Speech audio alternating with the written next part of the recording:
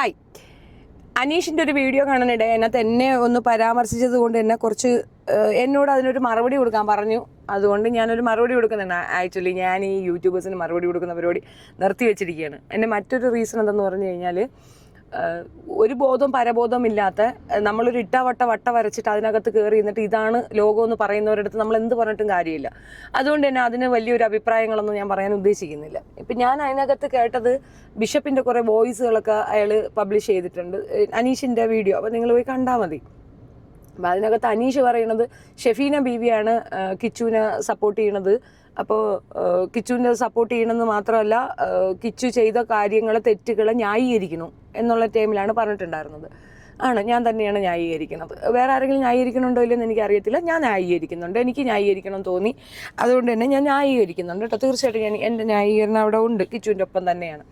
അപ്പോൾ അതിൻ്റെ കാരണവും ഞാൻ മുൻപും സൂചിപ്പിച്ചിട്ടുണ്ടായിരുന്നു. കിച്ചു ഇതുപോലെ ഒരു മോശപ്പെട്ട ഒരു സിറ്റുവേഷനിൽ കിച്ചു പിടിക്കപ്പെടുന്നുണ്ട്. അവൻ്റെ അച്ഛനൊരു തികഞ്ഞ മദ്യപാനിയാണ്. അമ്മ സ്മിർനോഫ് എന്ന് പറയുന്ന മിടുക്കിയാണ്. നന്നായി മദ്യപിക്കുന്ന ഒരു സ്ത്രീയാണ് അമ്മ എന്ന് പറഞ്ഞ് അവകാശപ്പെട്ട് നടക്കുന്ന സ്ത്രീ. അവർ നല്ലപോലെ മദ്യപിക്കും. അതേപോലെ തന്നെ കിച്ചുവിൻ്റെ അച്ഛനും കുടിക്കും, കള്ള് കുടിക്കും. പിന്നെ തങ്കു പിന്നെ ഇതിൻ്റെ ആശാനാണെന്നാണ് നമ്മൾ അറിഞ്ഞിട്ടുള്ളത്. ഇത് നമ്മളോട് പറഞ്ഞിട്ടുള്ളത് നിങ്ങളുടെ ബിഷപ്പ് തന്നെയാണ് കേട്ടോ. എന്നോട് പറഞ്ഞിട്ടുള്ളത് ബിഷപ്പ് തന്നെയാണ്. തങ്കു ഭയങ്കര മുക്കുടിയനാണെന്നുള്ളത് ബിഷപ്പാണ് നമ്മളടുത്ത് പറഞ്ഞിട്ടുള്ളത്. അപ്പം ആ കുടുംബം ഒന്നടങ്കം നല്ലപോലെ കുടിച്ച് അടിച്ച് പീമ്പിരിയായി നടക്കുന്നവരാണ്. അവിടെ ഒരു കുട്ടി കുടിച്ചാൽ നിങ്ങളെങ്ങനെ വിലക്കും?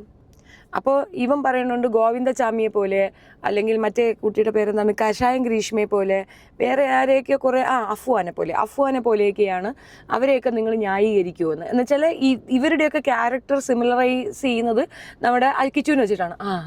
അങ്ങനെയാണെങ്കിൽ അങ്ങനെയാണെടാ. പക്ഷെ അങ്ങനെ ആകുന്നുണ്ടെങ്കിൽ ആ വീട്ടിൽ തങ്കു ഉൾപ്പെടെ ഗോവിന്ദചാമിയാണ്. തങ്കുവിൻ്റെ മരുമോനും ഗോവിന്ദചാമിയാണ്. മനസ്സിലായില്ല? കഷായം ഗ്രീഷ്മ എന്നത് കഷായം രേഷ്മ എന്നാക്കിയാൽ മതി. കഷായം രേഷ്മയും കഷായം രമ്യയും അവിടെ തന്നെ ഉണ്ട്. അവരും രമ്യയുടെ രേഷ്മയുടെ അമ്മച്ചിയും കഷായം ഗ്രീഷ്മയുടെ അതേ ലെവലിലുള്ളവരായിരിക്കണം. അങ്ങനെയാണെങ്കിൽ ഓക്കെ, മനസ്സിലായി. അപ്പം നീ ഇത് ടാലി ചെയ്ത് പറയുന്നതുകൊണ്ടാണ്. പിന്നെ നീ എൻ്റെ അടുത്ത് ചോദിച്ച ചോദ്യത്തിന് മറ്റേ ഹെലൻ ഓഫ് സ്പാർട്ടയുടെ വിഷയം പറയുന്നുണ്ട്. ഹെലൻ ഓഫ് സ്പാർട്ട വന്ന് പറഞ്ഞത് എന്തായിരുന്നു? ഹെലൻ ഓഫ് സ്പാർട്ടയുടെ വണ്ടി പിടിച്ചിട്ടുണ്ട് എന്നുള്ളതായിരുന്നു നമ്മൾ അറിഞ്ഞത്. അത് ന്യൂസുകാരെല്ലാവരും കൂടെ പബ്ലിഷ് ചെയ്ത കാര്യമാണ്. അതിനകത്ത് കൃത്യമായി പറയുന്നുണ്ട് ഇങ്ങനെ വണ്ടി പിടിച്ചിട്ടിട്ടുണ്ടെന്ന്. അപ്പോഴ് ഹെലൻ വന്നിട്ട് പറഞ്ഞു അങ്ങനെ ഒരു സംഭവം ഉണ്ടായിട്ടില്ല എന്ന്, അവളെ വണ്ടി വീട്ടിൽ തന്നെ ഉണ്ടെന്ന്. ഞങ്ങൾ FIR സംഘടിപ്പിച്ചു. FIRനകത്ത് ചെക്ക് ചെയ്യുമ്പോൾ വണ്ടി അവർ കസ്റ്റഡി എടുക്കുന്നു എന്ന് FIRൽ കൃത്യമായിട്ട് പറഞ്ഞിട്ടുണ്ട്. അപ്പോൾ നുണ പറഞ്ഞത് ആര്? തെറ്റ് സമ്മതിച്ചു വന്ന് പറഞ്ഞു. അത് നല്ലതെന്ന് തന്നെയാണ് ഞാൻ എൻ്റെ വീഡിയോയ്ക്കകത്ത് പറഞ്ഞത്. ഹെലൻ അങ്ങനെ തെറ്റ് സമ്മതിച്ചിട്ടുണ്ടെങ്കിൽ അത് നല്ല കാര്യം എന്ന് തന്നെയാണ് ഞാൻ പറഞ്ഞത്. പക്ഷെ പിന്നീട് അതിനെ ന്യായപ്പെടുത്തിക്കൊണ്ടുള്ള അടുത്ത സംഭാഷണങ്ങൾ നടത്തിയപ്പോഴത്തേക്കാണ് അതിനെ ഞാൻ എതിർത്തത്. കിച്ചു എവിടെയും താൻ ചെയ്തത് ശരിയാണെന്ന് എവിടെയും പറഞ്ഞിട്ടില്ല. തനിക്ക് ഇങ്ങനെ ഒരു കേസ് ഉണ്ടായിട്ടുണ്ടെന്നും ആ ബൈക്ക് അവിടെ നിന്ന് എടുക്കാൻ പറ്റിയിട്ടില്ല എന്നെ പറഞ്ഞു. അത് ഭൂലോക ദുരന്തമൊന്നുമല്ല. അതിന് ഞാൻ ഒരുപാട് എക്സ്പ്ലനേഷൻ ഒരുപാട് പേരെ വെച്ച് പറഞ്ഞു. അതൊന്നും ചെറുക്കൻ്റെ ചെവി കയറിയിട്ടില്ല. അനീഷിനാണ് ഓട്ടോമൻ്റായിട്ട് നിൽക്കുകയാണ്. അനീഷിൻ്റെ ചരിത്രം ഞാൻ എടുപ്പിക്കുമ്പം അനീഷിന് ഏകദേശം ഷോക്കേട് അങ്ങ് തീരും കേട്ടോ. അപ്പോൾ അത് വേണോ അനീഷ്? എന്നാലേ അനീഷിൻ്റെ ഒരു അല്പം അടക്കം വരും. ഇനി അനീഷിന് എന്നെ അറിയാമെങ്കിൽ എൻ്റെ നമ്പർ ഉണ്ടെങ്കിൽ എന്നെ ഒന്ന് കോൺടാക്ട് ചെയ്താൽ ബിഷപ്പിൻ്റെ ചരിത്രം കുറേ എൻ്റെ കയ്യിലുണ്ട്, ഞാനത് അങ്ങോട്ട് തരാം. മനസ്സിലായില്ലേ? നേരം വെളുക്കുമ്പോൾ തുടങ്ങി ഒരു 10 വീഡിയോ ഇട്ട് തരും. ഇത് നോക്ക് ചേച്ചി എന്ന്. തങ്കു പലിശയ്ക്ക് കൊടുക്കുന്നു, തങ്കു കള്ളു കുടിക്കുന്നു, തങ്കു ഗമയടിച്ച് നടക്കുന്നു, തങ്കു ഷെഡ്യൂൾ കാസ്റ്റിലുള്ളതായിരുന്നു, തങ്കു ഇതൊക്കെ പക്കാ കേസ് കൊടുക്കാൻ പറ്റുന്ന സാധനമാണ് ഒരാളുടെ ജാതി അധിക്ഷേപം നടത്തുന്നത്. അത്രയും വൾഗാരിറ്റി സാധനങ്ങൾ ഇങ്ങനെ പറഞ്ഞത് ഞങ്ങളുടെ കയ്യിൽ റെക്കോർഡിക്കലുണ്ട്. പിന്നെ ആ ഒരു വോയിസ് റെക്കോർഡ് എനിക്ക് ഒരുപാട് അങ്ങ് ഇഷ്ടപ്പെട്ടു. പുള്ളി വിചാരിക്കുന്നത് എന്തെന്നറിയാമോ? രേഷ്മയെയും കിച്ചുവിനെയും പേടിപ്പിച്ച കണക്ക് യൂട്യൂബേഴ്സിനെ പേടിപ്പിക്കുകയാണ്. ഇദ്ദേഹത്തിൻ്റെ വോയിസ് ആരൊക്കെ പബ്ലിഷ് ചെയ്തിട്ടുണ്ടോ അവർക്കൊക്കെ പോലീസ് മുഖാന്തരം എന്ത് പ്രോബ്ലം ഉണ്ടെങ്കിലും call me, I will support you. Because നിയമാനുസൃതമായിട്ട് ഒരു വിഷയത്തിൻ്റെ മേൽ ഈ ഒരു അനിവാര്യമായ വെളിപ്പെടുത്തലിൻ്റെ ആവശ്യാർത്ഥം വോയിസ് പബ്ലിഷ് ചെയ്യുന്നതിൽ കുറ്റമില്ല. അല്ലാതെ അയാളെ ചതിച്ചുകൊണ്ട് ആ വോയിസ് പബ്ലിഷ് ചെയ്യുന്ന കുഴപ്പമാണ്.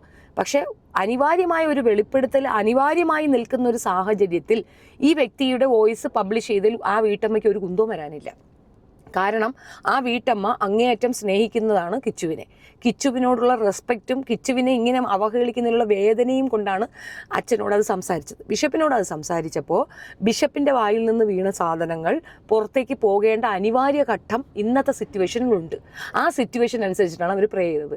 ഇത് നിങ്ങൾ CMB ഇട്ട് കേസെടുപ്പിച്ചാലും ആ കേസിൽ അവരുടെ ഇത് വക്കാലത്ത് എഴുതി വാങ്ങി ഞാൻ വാദിച്ചു തരാം. ഏത് കോടതിയെന്ന് വെച്ചാൽ ആ കോടതി ഞാൻ വാദിച്ചു തരാം. പാർട്ടി ഇൻ പേഴ്സണായിട്ട് നിന്ന് നിങ്ങളുടെ കൂടെ ജോയിനായി ഞാൻ വാദിച്ചു തരാം. ഒരു ഉണ്ടേം പുടുങ്ങാനില്ല. കാരണം ഇയാൾ ഒരു കാര്യവുമില്ലാതെ ഒരു ചാനലുകാരെ വിളിച്ചു വരുത്തിയിട്ട് ആ ചാനലുകാരോട് പറഞ്ഞതാണ് അവൻ കുഴപ്പമാണ്, ഞാൻ വാ തുറന്ന് അവൻ്റെ ജീവിതം തകരുമെന്ന്. ആ ചെറുക്കൻ തരുന്ന പിച്ചയാണ് ഇപ്പം നിങ്ങൾ അനുഭവിക്കുന്ന നിങ്ങളുടെ ആ നൈറ്റി ഉൾപ്പെടെയുള്ള സാധനങ്ങൾ. മനസ്സിലായ? നിങ്ങൾ ഒരു ഉണ്ടേം പുടുങ്ങാനില്ല, നിങ്ങൾ പുടുങ്ങാനില്ല. കാരണം നിങ്ങൾ ഒരുത്തൻ എത്രത്തോളം നിങ്ങൾ ഫോട്ടോ ഞങ്ങൾക്ക് ഇട്ട് തന്നിട്ടുണ്ട്. നിങ്ങളുടെ ഫോട്ടോ നിങ്ങൾ അവിടെ എവിടെയും പോയി അത് ചെയ്യുന്നത് ഇതെല്ലാം കൂടെ ഉപയോഗിക്കുന്നവൻ ഇട്ട് തന്നത് നിങ്ങളാണ്. എന്നിട്ട് നിങ്ങൾ ഈ സാധനം പോയി കോടതിയിൽ കേസ് കൊടുത്താൽ ഞങ്ങൾ ആ സാധനം കൊണ്ട് അത് ഖണ്ഡിക്കും. മനസ്സിലായ? ഇനിയിപ്പോൾ നിങ്ങൾ വിചാരിക്കുക നമുക്ക് ഇതൊക്കെ ഡിലീറ്റ് ചെയ്ത് ചെയ്യും. അല്ലല്ല, ഞങ്ങളിത് ആൾറെഡി റെക്കോർഡ് സേവ്ഡാണ്, ക്ലൗഡിൽ സേവ്ഡാണ്. നിങ്ങൾ അതിനകത്തൊരു ഉണ്ടേം ചെയ്യാനില്ല. അഥവാ നിങ്ങളത് ചെയ്താൽ ഞങ്ങൾ ഫോറൻസിക്കിന് കൊടുത്തിട്ട് ഇതെല്ലാം റീകളക്ട് ചെയ്തെടുക്കും. അപ്പോഴും ഞങ്ങളുടെ കയ്യിൽ നിങ്ങൾ എനിക്ക് 3 നമ്പറുണ്ട്. ഈ 3 നമ്പറിൽ മാറി നിങ്ങൾ മെസ്സേജ് അയച്ചിട്ടുണ്ട്. അതിനകത്തൊക്കെ തന്നെ നിങ്ങളാണ് ഞങ്ങൾക്ക് ഫോട്ടോ ഇട്ടതല്ല, നിങ്ങളുടെ സൈറ്റിൽ കയറി എടുത്തതല്ല, നിങ്ങളെ ഫോട്ടോ നിങ്ങൾ ഞങ്ങൾക്ക് തന്നതാണ് ഞങ്ങൾ പബ്ലിഷ് ചെയ്തിട്ടുള്ളത്. ഞാൻ ഉൾപ്പെടെയുള്ള യൂട്യൂബേഴ്സ് പബ്ലിഷ് ചെയ്തിട്ടുള്ളത്. അതുകൊണ്ട് ആ ഇതും കൊണ്ട് ഇങ്ങോട്ട് തള്ളണ്ട. പിന്നെ ഇതിനകത്ത് നിങ്ങളെ കുറ്റി പറയാതിരിക്കാൻ നിങ്ങൾ വീടിനകത്തിരിക്കണം. മനസ്സിലായ? വെഞ്ചരിപ്പ് മറ്റതും കൊണ്ട് നിങ്ങൾ അവിടെ ഇരിക്കണം. നിങ്ങൾ പബ്ലിക് മീഡിയയിൽ വന്ന് കിച്ചുവിനെ ആരാധിക്കാനായിട്ട് ഇറങ്ങി നിന്നാൽ കിച്ചുവിനെ സപ്പോർട്ട് ചെയ്യുന്നവർ നമ്മൾ ഉണ്ടാകും. ആരാ കിച്ചു എന്ന് വെച്ചാൽ സുധിയുടെ മകനാണ് കിച്ചു. സുധിയുടെ റിയൽ സണ്ണാണ് കിച്ചു. സുധിക്ക് പകരമായി സുധിയുടെ കൂട്ടുകാരുൾപ്പെടെ കാണുന്ന വ്യക്തിയാണ് കിച്ചു.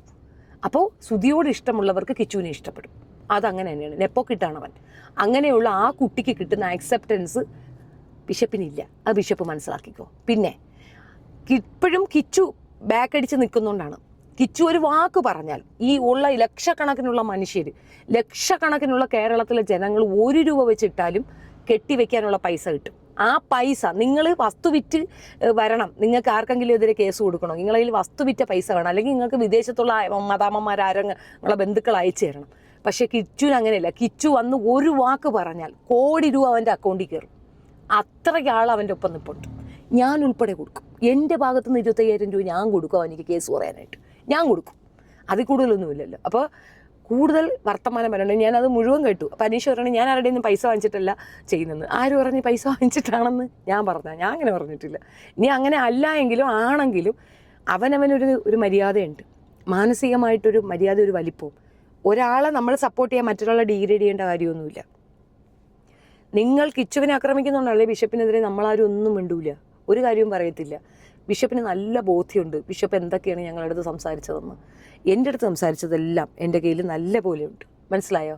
അപ്പോൾ എനിക്കറിയാതെ എങ്ങനെ എവിടെ പ്രസൻറ്റ് ചെയ്യണമെന്നുള്ളത് എനിക്കറിയാം. പിന്നെ ഗോവിന്ദചാമി, മറ്റേ കുട്ടി, ഗ്രീഷ്മ, ഇവരെയൊക്കെ വെച്ചിട്ട് പറയുന്നത്, അഫ്വാനെയൊക്കെ വെച്ച് പറയുന്നത്, അഫ്വാൻ്റെ ജീവിത സാഹചര്യം കൊണ്ട് അഫ്വാൻ അങ്ങനെ ചെയ്തു എന്ന് പറഞ്ഞിട്ടുള്ള യൂട്യൂബേഴ്സ് ഒത്തിരി പേരുണ്ട്. ഞാൻ ഉൾപ്പെടെ അതിനെതിരെ സംസാരിച്ച വ്യക്തി തന്നെയാണ്. അഫ്വാനെതിരെ സംസാരിച്ചതാണ്. പക്ഷേ അഫ്വാൻ അങ്ങനെ ആകാനുള്ള കാരണം നല്ല രീതിയിൽ അച്ഛനും അമ്മയും വളർത്താത്തത് കൊണ്ട് തന്നെയാണ്. അവിടുത്തെ അമ്മ ശരിയല്ലാത്തത് കൊണ്ട് തന്നെ അഫ്വാൻ അങ്ങനെ ആയത്.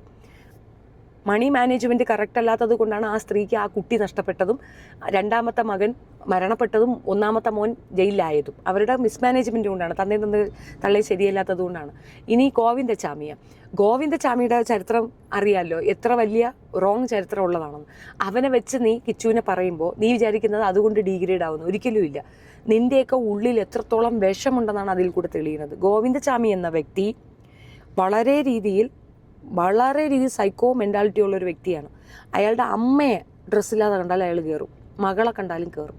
സ്ത്രീ എന്നൊരു പേര് അല്ലെങ്കിൽ അങ്ങനെ ഒരു സാധനം അയാൾക്ക് വേണ്ടുള്ളൂ, അത്രേ വേണ്ടുള്ളൂ. അങ്ങനെയുള്ളൊരു വ്യക്തിയാണ് നീ കിച്ചുവിനോട് മാച്ച് ചെയ്തത്. കിച്ചു ഒപ്പിട്ട് തന്നാൽ, കിച്ചു യെസ് പറഞ്ഞാൽ നീയും നിൻ്റെ പാതിരിയും ഓടിയാ മുഴുക്കാത്ത കേസ് ഞങ്ങൾ കൊടുക്കും. കാരണം ഇത്രയും മനുഷ്യരെ കൊണ്ട് ജോയിൻ്റായിട്ട് ഞങ്ങൾ കംപ്ലയിൻറ്റ് കൊടുക്കും. 1-2 പേരല്ലടാ, ഒരു 100 പേരെങ്കിലും മിനിമം അതിനകത്ത് സിഗ്നേച്ചർ ഇടാൻ തയ്യാറായി നിൽക്കുകയാണ്. ഞങ്ങൾക്കറിയാം. ഇതേപോലെ തന്നെ അപ്പുറത്തെ സൈഡിൽ നിന്നുകൊണ്ട് നമുക്കെതിരെ കേസ് പബ്ലിക്ക് വരുന്ന സാധനങ്ങളാണ് നമ്മളെടുത്ത് റിയാക്ട് ചെയ്യുന്നത്. അല്ലാതെ ഞങ്ങൾ ആരുടെയും വീടിനകത്ത് ടോർച്ചടിച്ച് കൊണ്ടുപോയി വയ്ക്കുന്നതല്ല. മാത്രവുമല്ല, ക്രൈം സീൻ നോക്കുമ്പോൾ അവർക്ക് വാട്സപ്പ് കൂട്ടായ്മയുണ്ട്. ആ വാട്സപ്പ് കൂട്ടായ്മയ്ക്കകത്ത് ഞാനും മക്കളും ഉൾപ്പെടെ അവർക്കെതിരെ സംസാരിക്കുന്ന ഓരോ വ്യക്തികളും വെർബൽ റേപ്പിംഗ് ആണ് നടക്കുന്നത്. അതിനകത്ത് വെർബലി ഞങ്ങളെ കൊലവിളിക്കുകയാണ് ചെയ്യുന്നത്. അത് ഓരോന്നും ഞങ്ങൾ റെക്കോർഡ് ചെയ്തെടുത്തിട്ടുണ്ട്. ഇത്രയൊക്കെ ചെയ്യാൻ പറ്റുന്നവർക്ക് വാട്സപ്പ് കൂട്ടായ്മയിൽ ഇടിച്ചു കയറാൻ എത്ര നേരം വേണം?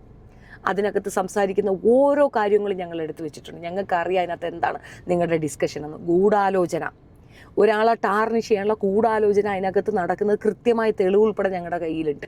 ഇനി അതും പോരാതെ ഞങ്ങൾക്കെതിരെ വീഡിയോ ചെയ്യാൻ പറഞ്ഞു കൊടുക്കുന്നതിൻ്റെ റെക്കോർഡും അത് ചെയ്ത വീഡിയോ ഷെയർ ചെയ്ത് നിങ്ങൾ കേട്ട് ആസ്വദിക്കുന്നത് പോരാതെ അതെടുത്ത് പിൻ പോയിന്റ് ചെയ്ത് വെച്ചതും ഈ പറയുന്ന രേഷ്മയാണ്.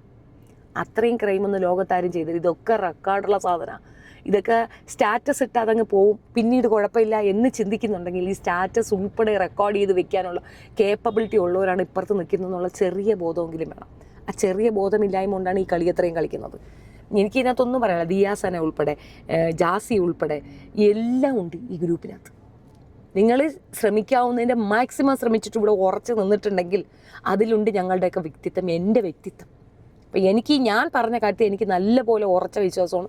കിച്ചു എന്ന വ്യക്തി അങ്ങനെ ഒരു തെറ്റ് ചെയ്തിട്ടുണ്ടെങ്കിൽ ആ തെറ്റ് ക്ഷമിച്ച് കൂടെ ചേർക്കുകയാണ് വേണ്ടത്. കൺഫെഷൻ എന്ന് പറയുന്നത് ക്രിസ്ത്യൻസിൻ്റെ മാത്രം ഒരു പ്രത്യേകതയാണ്. പശ്ചാത്താപിച്ച് മടങ്ങുകയാണ്. അത് നമ്മൾ എല്ലാവരും പറയും. അല്ലാഹുമ്മ മഗ്ഫിർ ലി എന്ന് നമ്മൾ നമസ്കരിക്കുമ്പോൾ പറയും. അതേപോലെ തന്നെയാണ് ഈ കൺഫെഷൻ്റെ കേസും. കുർബാന കഴിഞ്ഞിട്ട് നമ്മൾ കൺഫസ് ചെയ്യും, കുമ്പസരിക്കും. കുമ്പസാരം എന്ന് പറഞ്ഞു കഴിഞ്ഞാൽ നമ്മൾ അന്ന് അതുവരെ ചെയ്ത പാപങ്ങൾക്കെല്ലാം പുറത്തു തരണമെന്നുള്ള ഒരു രീതിയിലൊരു പശ്ചാത്താപമാണ് അത് ഈ കുമ്പസാരം എന്നതുകൊണ്ട് ഉദ്ദേശിക്കുന്നത്. അതുപോലെ സമസ്ത അപരാധങ്ങളും പൊറുക്കണമെന്ന് ഹിന്ദുമത വിശ്വാസികൾ പറയും. ചെയ്ത അപരാധങ്ങളെല്ലാം പുറത്തു തരണേ ദേവേ എന്നാണ് ആ പറയുന്നതിൻ്റെ അർത്ഥം. ആ എല്ലാ ഇടങ്ങളിലും നമ്മൾ ചെയ്ത തെറ്റിനെ ഏറ്റുപറഞ്ഞ് മാപ്പപേക്ഷിച്ചാൽ പശ്ചാത്താപത്തിന് മറുപടി കൊടുക്കണമെന്നാണ്. ക്രിസ്ത്യൻസ് അത് കൂടുതൽ മൂല്യത്തോടു കൂടി കാണുന്ന ഒരു കാര്യമാണ്. അതിനെ പ്രതിനിധാനം ചെയ്യുന്ന ഒരു വ്യക്തി എന്ന നിലയിൽ ബിഷപ്പ് ഒരു കാരണവുമില്ലാതെ ആ കുട്ടിയെ ഈ ഒരു വിഷയത്തിലേക്ക് ഇപ്പോൾ കൊണ്ടുവന്ന് തള്ളിയിട്ട് ഇങ്ങനെയൊരു സിറ്റുവേഷൻ ക്രിയേറ്റ് ചെയ്തിട്ട് കിച്ചുവിനെ ആത്മഹത്യയുടെ വക്കിലേക്ക് കൊണ്ടെത്തിച്ച് നിർത്തിയിരിക്കുകയാണ്. കിച്ചു എപ്പോൾ വേണമെങ്കിലും ഏത് നിമിഷത്തേക്ക് വേണമെങ്കിലും സ്വയം ഇല്ലാതാകാൻ തയ്യാറായി നിൽക്കുകയാണ്. അത്രത്തോളം ഡിപ്രഷനിലാണ് ആ പാവം കുട്ടിയുള്ളത്. പുറത്തറിയുന്നില്ലെന്നേ ഉള്ളൂ. ഞങ്ങളുടെ ആരുടെയും ഫോൺ അവൻ എടുക്കുന്നില്ല. അവൻ വല്ലാത്തൊരു മാനസികാവസ്ഥയിലാണ്. ആ കുട്ടിക്ക് എന്ത് സംഭവിച്ചാലും ബിഷപ്പാണ് അതിൻ്റെ ആദ്യത്തെ ഉത്തരവാദി. അതിന് ശേഷമേ വടവിധവയുള്ളൂ. ബിഷപ്പാണ് അതിൻ്റെ ആദ്യത്തെ ഉത്തരവാദി. ചിന്നക്കട വെടി ഉൾപ്പെടെ, ബിഷപ്പ് ഉൾപ്പെടെ, അനീഷ് ഉൾപ്പെടെ നിങ്ങൾ ഓരോരുത്തരും ജയിലിൽ ഇരുന്ന് ഉണ്ടം വീഴുന്നു. ആ കുട്ടിക്ക് എന്തെങ്കിലും സംഭവിച്ചു, ഒന്നും സംഭവിക്കരുതെന്ന് പ്രാർത്ഥന. പക്ഷേ ആ കുട്ടി അത്രത്തോളം ഡിപ്രഷനിലാണ്. അതിനെ ഒരു കാര്യമില്ല. അവൻ തെറ്റ് ചെയ്തിട്ട് അവനകത്തുണ്ടെങ്കിൽ കുഴപ്പമില്ല. ഒരു തെറ്റും ചെയ്യാതെ ആ കുട്ടീനെ നിങ്ങളിങ്ങനെ ക്രൂശിക്കുന്നുണ്ടെങ്കിൽ അത് തീർച്ചയായിട്ടും ദൈവസന്നിധിയിൽ മറുപടി കൊടുക്കേണ്ട സാധനമാണ്.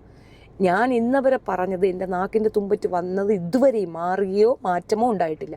അനുഭവിച്ച് ചീട്ടഞ്ച് വാങ്ങിച്ചിട്ടേ പോളെ പന്ന മൂത്തപ്പ. താൻ അനുഭവിച്ച് ചീട്ട് വാങ്ങിയേ പോവുള്ളൂ. തനിക്ക് അവൾക്കൊപ്പം ചേർന്ന് നിൽക്കുന്നു, അവളെ ഞാനങ്ങ് ക്ഷമിച്ച് മടിയിൽ കയറ്റി എന്ന് പറയാൻ വേണ്ടിയിട്ട് ഒരു പാവപ്പെട്ട കുട്ടിയുടെ ഭാവി നശിപ്പിക്കുന്ന തൻ്റെ ആ ക്രിമിനൽ മൈൻഡ് ഉണ്ടല്ലോ, അത് കയ്യിൽ വെച്ചിട്ട് താൻ യൂട്യൂബേഴ്സിനെ വെല്ലുവിളിക്കരുത്. തൻ്റെ ഈ കേസ് ഒരു പൂച്ചാണ്ടി എടുക്കാൻ പോകില്ല. താൻ ഹൈക്കോടതിയല്ല, സുപ്രീം കോടതി നാളെ കൊണ്ടുപോവാം. അപ്പോഴും ഞങ്ങൾക്ക് പറയാനുണ്ട്. താൻ പറഞ്ഞ വീഡിയോ ഇട്ടതിൻ്റെ ഇത്രാമത്തെ ദിവസമാണ് ആ കുട്ടി തന്നെ വിളിച്ചതിൻ്റെ റെക്കോർഡുകൾ. ഞാനത് പബ്ലിഷ് ചെയ്തിട്ടില്ല വൈദവേ. പക്ഷേ ആ സംഗതി, ആ കുട്ടി കിച്ചുവിനോടുള്ള ഇഷ്ടം കൊണ്ടാണ് നിങ്ങളോട് സംസാരിച്ചതും അതിനകത്ത് ഒരു തെറ്റുമില്ല. നിങ്ങളുടെ ഒരു രഹസ്യങ്ങളും അവൾ പബ്ലിഷ് ചെയ്തിട്ടില്ല. നിങ്ങളോട് ആ വിഷയത്തിനെ പറ്റി ആധികാരികമായി സംസാരിക്കുകയും അതിനകത്ത് നിങ്ങളുടെ അഭിപ്രായമാണ് അവൾ പബ്ലിഷ് ചെയ്തത്. നിങ്ങളെ നാണം കെടുത്തുന്ന ഒരു സാധനം അതിനകത്തില്ല. പക്ഷെ നിങ്ങളൊരു കള്ളനാണെന്ന് അതിനകത്ത് നരേഷനുണ്ട്. അത് ഉള്ള കാര്യം തന്നെയാണ്. അത് കണക്കുമാണ്, അത് കറക്റ്റുമാണ്, അതിനകത്തൊരു നുണയേ ഇല്ല. അപ്പോൾ ആ വിഷയത്തിൽ ആ പെൺകുട്ടീനെയോ അത് പബ്ലിഷ് ചെയ്ത യൂട്യൂബേഴ്സിനെ തനിക്കൊരു പിണ്ണാക്കും ചെയ്യാനൊക്കത്തില്ല. ചുമ്മാ ഞാൻ കേസ് കൊടുക്കും, താൻ കുറേ കേസ് കൊടുത്തല്ലോ, എവിടെ എന്തായി? തൻ്റെ കേസുകളൊക്കെ എവിടെ പോയി ഉണ്ടം പിടുങ്ങിയ? നമ്മൾ പബ്ലിക്കിൽ വരുന്ന കാര്യങ്ങൾ എടുത്തു വെച്ച് റിയാക്ട് ചെയ്യുന്നതിന് അഭിപ്രായ സ്വാതന്ത്ര്യം കൊണ്ട് ഖണ്ഡിക്കും. ഇവിടെ യേശുക്രിസ്തുവിനെ, മുഹമ്മദ് നബിയെ, പിന്നെ ദൈവങ്ങളെ, കൃഷ്ണനെ ഒക്കെ പറയുന്നത് എന്തുകൊണ്ടാണ്? ഇത്രയും മനുഷ്യർ വിശ്വസിക്കുന്ന അതിനെയൊക്കെ നമ്മൾ പറയുന്ന അഭിപ്രായ സ്വാതന്ത്ര്യമാണത്. നമ്മൾക്ക് ചിന്താശേഷിയുള്ള അഭിപ്രായ സ്വാതന്ത്ര്യമാണ്. അതിനെതിരെ പോലും പെറ്റീഷൻ വന്നാൽ എടുത്ത് ദൂരെ കളയുന്ന ഒരു കോടതിയിൽ ഇത്തരത്തിൽ പബ്ലിക്കിൽ അടിപെടുന്ന ഒരു വിഷയത്തിനെ എടുത്തു വെച്ച് സംസാരിക്കാനുള്ള റൈറ്റ്ഫുൾ ആയിട്ടുള്ളവരാണ് ഞാൻ ഉൾപ്പെട്ട യൂട്യൂബേഴ്സ്. ആൻഡ് സ്പെഷ്യലി എനിക്ക് കോർട്ട് ഓർഡർ ഉണ്ട് ഓൺലൈൻ ജേർണലിസ്റ്റ് ആണെന്നുള്ളത്. ഞാൻ ഇടപെട്ട വിഷയങ്ങളിൽ എൻ്റെ നാക്ക് പിഴ കൊണ്ട് ഞാൻ കുറച്ച് മോശം സംസാരിച്ചതിന് എനിക്കെതിരെ ഫൈൻ വരേണ്ട ഒരു കേസിൽ പോലും കോടതി നിരീക്ഷിച്ചത് അവരുടെ പൊസിഷനിൽ കറക്റ്റാണ്, അവരുടെ തൊഴിലാണ് അത് എന്നാ പറഞ്ഞത്. കോടതി അംഗീകരിക്കപ്പെട്ട ഒരു തൊഴിലാണ് ഞാൻ ചെയ്യുന്നത്. അപ്പം അതുകൊണ്ട് ഓലപ്പാമ്പ് കാണിച്ച് പേടിപ്പിക്കുന്ന പരിപാടി വേണ്ട ഇവിടെ. അനീഷിനെ കൊണ്ട് താങ്കൾ പറയാവുന്ന മാക്സിമം പറയിച്ചോ. കിച്ചു ഒപ്പിട്ട് തരുന്ന ദിവസം അനീഷ നീ നീ വിട്ടൂല. കാരണം നിങ്ങൾക്കൊരു വിചാരമുണ്ട് കിച്ചു പെറും പാവപ്പെട്ടവനാണ്, അവൻ്റെ കയ്യിൽ 10 പൈസയില്ല, അവനെ കൊണ്ട് ഒരു കുന്തവും ചെയ്യാൻ ഒക്കത്തില്ലെന്ന്. അങ്ങനെയല്ല. അവനൊന്നും മൂളിയാൽ ആൾക്ക് 1 രൂപ വെച്ചാൽ പോലും 2 കോടി രൂപ സ്വരൂപിക്കുന്ന തരത്തിലാണ് അവൻ്റെ പവറുള്ളത്. അത് നിങ്ങൾക്ക് അറിയാൻ പാടില്ലാത്തതുകൊണ്ടാണ്. ആ കുട്ടി പിശ എടുക്കാൻ തയ്യാറല്ല. പക്ഷേ അങ്ങനെ ഒരു സാധനം ഉണ്ടാക്കി അവൻ്റെ പേർക്ക് ആ പൈസ വരുത്തിച്ച് 10 ലക്ഷം രൂപ കെട്ടിവെച്ച് 1 കോടി രൂപയ്ക്ക് താങ്കൾക്കെതിരെ നഷ്ടപരിഹാരം കൊടുക്കാൻ പറ്റും. താങ്കൾ ആ ഓണം കയറാൻ മൂലയിലുള്ള വസ്തു വിൽക്കേണ്ടി വരും അതിന് മറുപടി പറയാൻ. വിദേശത്ത് ആരൊക്കെ ഉണ്ട്, സപ്പോർട്ടുണ്ടെന്നുള്ള ഞെളിപ്പും ഞുഴപ്പും പറയണ്ട. ഇവിടെയുള്ള സാധാരണ തൊഴിലുറപ്പിന് പോകുന്ന തീരെ ബിലോ ഇതിൽ നിൽക്കുന്ന ആൾക്കാർ, പോവർട്ടി ലൈനിൽ നിൽക്കുന്ന ആൾക്കാരും 1 രൂപ വെച്ചെങ്കിലും ആ കുട്ടിക്ക് വേണ്ടി ഇടും. അങ്ങനെ ചെയ്യിക്കരുത്. അപ്പോൾ ആ പവറില്ല എന്നുള്ള ആ ഇതങ്ങ് വിട്ടേക്കുക. ഇത് അവനെ രക്ഷിക്കാനോ മറ്റവളെ എതിർക്കാനോ ഒന്നുമല്ല. നിസ്സഹായനായി എത്തിയുമായി നിൽക്കുന്ന ഒരു പാവപ്പെട്ട കുട്ടിയുടെ വിഹ്വലതയാണ്. 32 കോടി രൂപ ഒരുത്തന് വേണ്ടിയിട്ട് സ്വരൂ കൂട്ടാൻ സാധിക്കുന്ന കേരള ജനതയാണ് നീയും നിൻ്റെ ബിഷപ്പും കൂടി ഇരുന്ന് വെല്ലുവിളിക്കുന്നത് അനീഷെ. അത് മറന്നു പോകണ്ട. അത്രേ എനിക്ക് ഇതിനകത്ത് പറയാനുള്ളൂ.